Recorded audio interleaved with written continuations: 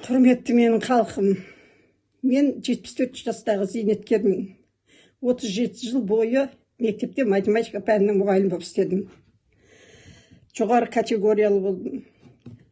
Республикалық, облыстық грамоталарым бар. Менің оқытқан оқушыларым еліміздің әр саласында қызмет істеп жатыр. Шетелде оқыған бірталай оқушыларым бар.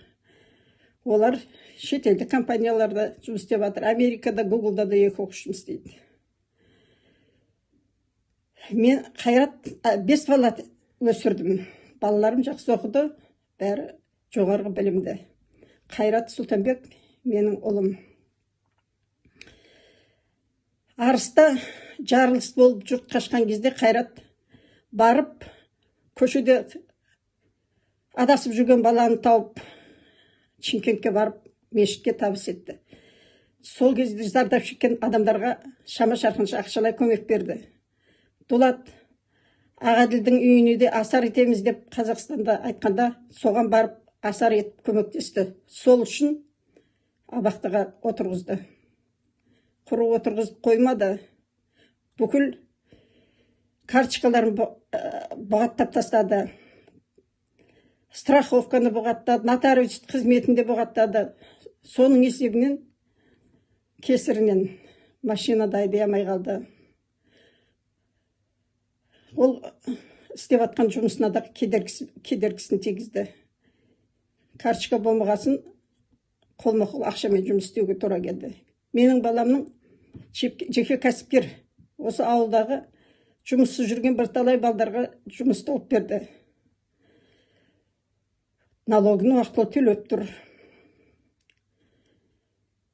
4 қаңтар күні таңертең есіктің алдына милицияның машиналары келді.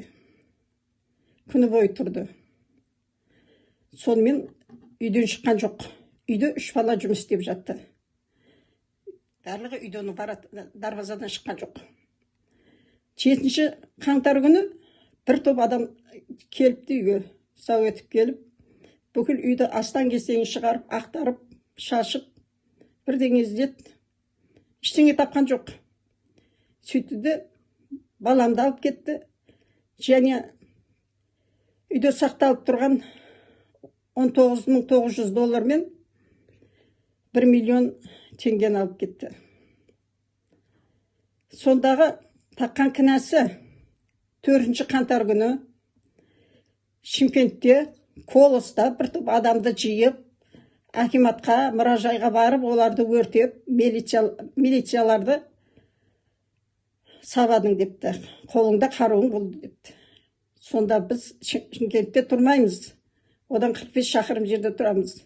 Сонда 45 шақырым жерде үйінде отқан бала ұяқта қалай болады? Осы айтайын дегенім, көмектесіңдер.